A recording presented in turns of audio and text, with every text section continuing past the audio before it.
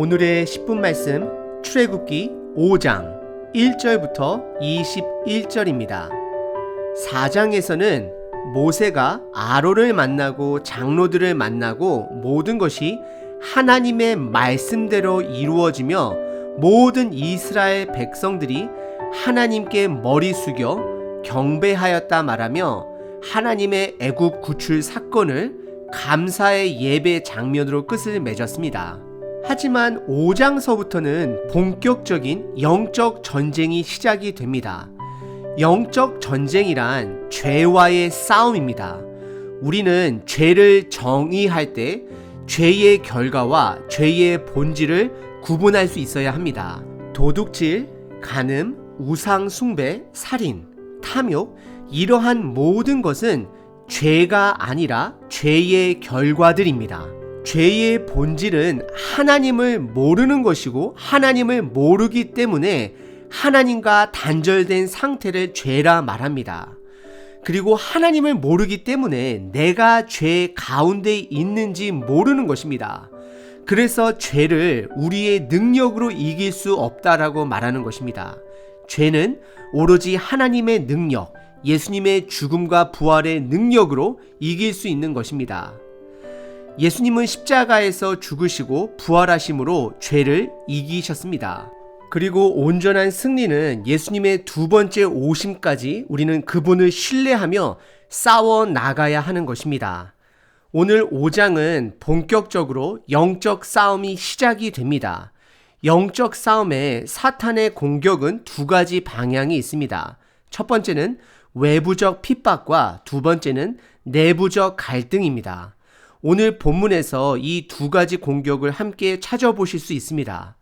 오늘 본문을 통해 지금 내가 겪고 있는 외부적 핍박과 내부적 갈등들을 정확하게 인지하고 그것을 성령님의 도움으로 이겨내시는 저와 여러분 되시길 바랍니다. 오늘 본문은 크게 두 가지로 나눌 수 있습니다. 첫 번째는 외부적 공격의 시작, 바로 왕과의 대면하는 내용이고요. 두 번째는 내부적 공격입니다.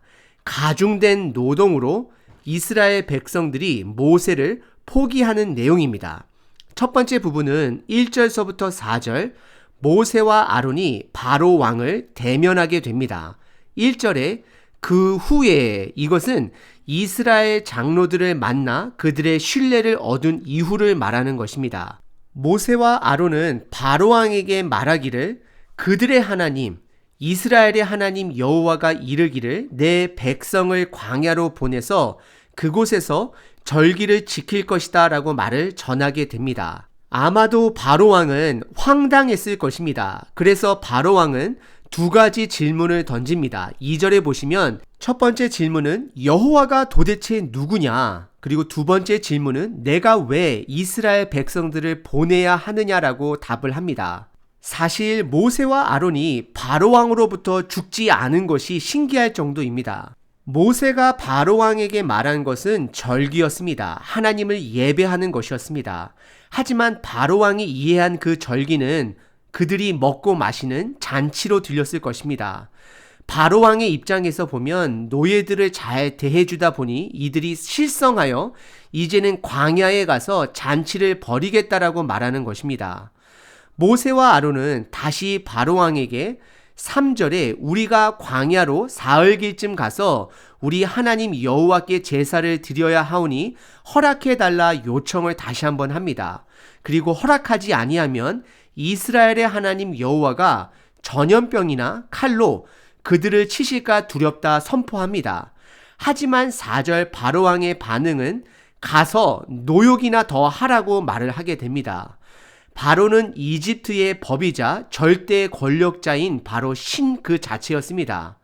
그리고 바로왕도 이스라엘 백성도 다신 사상을 가지고 있는 자들입니다. 이들은 신이 여러 명이 있고 그들 중에 강한 신도 있고 약한 신들도 있고 신들마다 다른 역할을 한다라고 믿었습니다. 그래서 바로왕은 여호와라는 신을 들어본 적이 없다 하며 이스라엘의 신을 여러 신들 중에 하나로 여기고 비아냥거린 것입니다. 앞으로 하나님은 그의 능력들로 오직 유일하신 하나님은 한 분인 것을 그들에게 드러낼 것입니다. 그리고 오직 유일한 하나님이라는 것은 그분만이 죄의 문제를 해결할 수 있음 또한 나타내고 있습니다. 하나님은 모세에게 바로왕이 하나님의 말씀, 명령을 듣지 않을 것을 미리 그에게 말씀하셨습니다. 이 뜻은 영적인 싸움이 불가피하다라는 것을 모세에게 말하고 있는 것입니다. 그리고 오늘 두 번째 부분은 5절서부터 21절까지 바로왕이 모세와 아론의 요청으로 인해 이스라엘 백성들에게 더 가중된 노동을 높이게 되는 내용입니다. 5절에 이스라엘 백성들의 숫자에 비해 노동이 약하다 말하며 6절에서는 이스라엘 백성들을 관리하는 감독관들과 기록원들에게 벽돌을 만드는 데 꼭 필요한 지푸라기를 주지 말라 명령을 합니다. 그리고 그들로 하여금 그 지푸라기를 줍게 하여 벽돌을 만들게 합니다. 벽돌 사업은 이집트에게 있어서 중요한 사업이었습니다. 커다란 돌로 만들어진 피라미드를 제외하고는 궁전, 창고, 군사시설, 관리 건물, 관저, 모든 건물들이 다 진흙과 벽돌로 만들어졌습니다. 그리고 지푸라기는 벽돌을 만드는데 점토를 강화하고 각 벽돌들을 손상시키지 않도록 꼭 필요한 재료입니다. 이제는 이들에게 지푸라기까지 구해야 되는 상황이고 벽돌의 양은 동일하게 만들어내야 되는 상황입니다. 그리고 이 모든 일의 원인은 그들의 리더 모세와 아론이 바로왕에게 광야에 나아가서 하나님께 제사를 드리겠다 요청함으로 가중된 일인 것을 그들에게 알립니다. 8절에 보시면 또 그들이 전에 만든 벽돌 수요대로 그들에게 만들게 하고 감하지 말라. 그들이 게으름으로 소리질러 이르기를 우리가 가서 우리 하나님께 제사를 드리자 하나니라고 말하고 있습니다.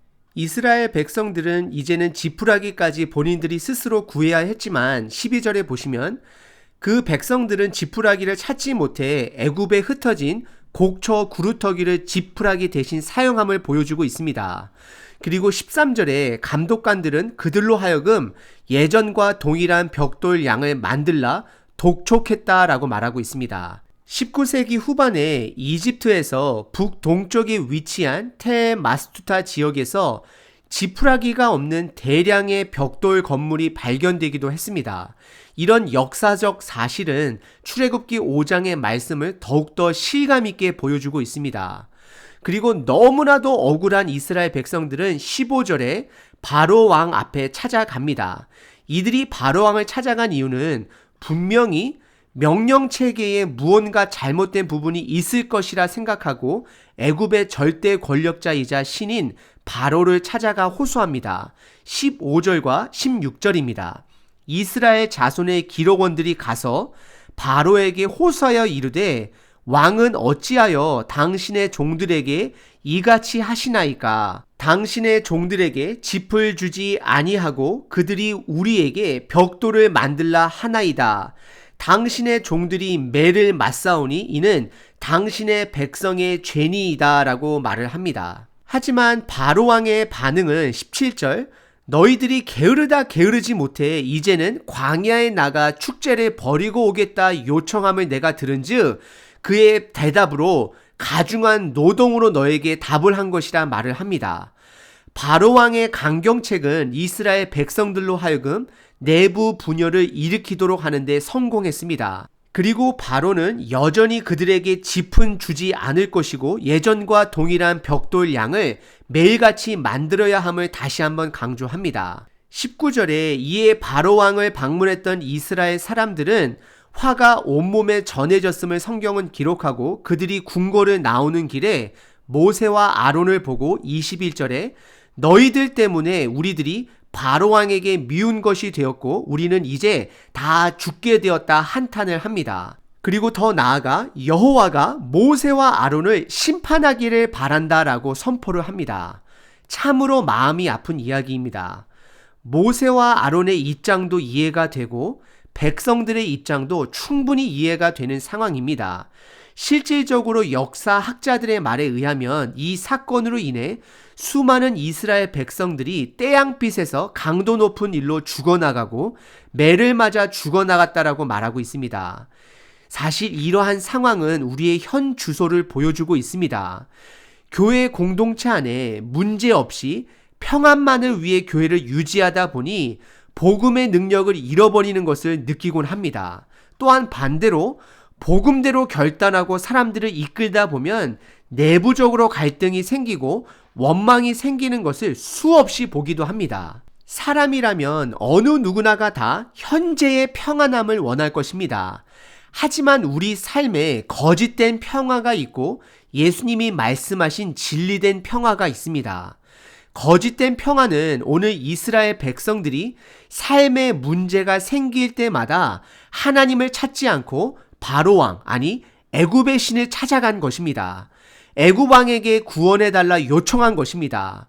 우리들도 우리 삶의 문제가 생기면 우리는 우리가 말하는 이성적 판단으로 세상의 방법으로 그것을 해결하려고 합니다. 사탄은 끊임없이 우리로 하여금 죄에 익숙해져서 죄의 속박을 인식하지 못하게 만들고 계속해서 죄의 굴레에 노예처럼 살기를 원하고 있습니다. 실질적으로 이스라엘 백성들은 애굽에 나와 광야에서 하나님의 인도함을 받을 때에도 다시 애굽으로 돌아가고 싶어 했습니다. 다시 노예로 돌아가고 그 굴레의 생활을 원했던 것입니다. 세상 안에서 일시적인 평안을 얻기 위해 세상적 방법을 선택하는 것이 바로 거짓된 평화라는 것입니다. 잘못된 방법으로 지어진 건물과 다리는 그 당시 지을 때는 모르지만 결국 무너지게 되어 있습니다. 우리들의 죄악된 선택은 결국 우리를 죽음으로 인도합니다. 하지만 예수님께서 말씀하신 평화는 소망을 품은 평화입니다.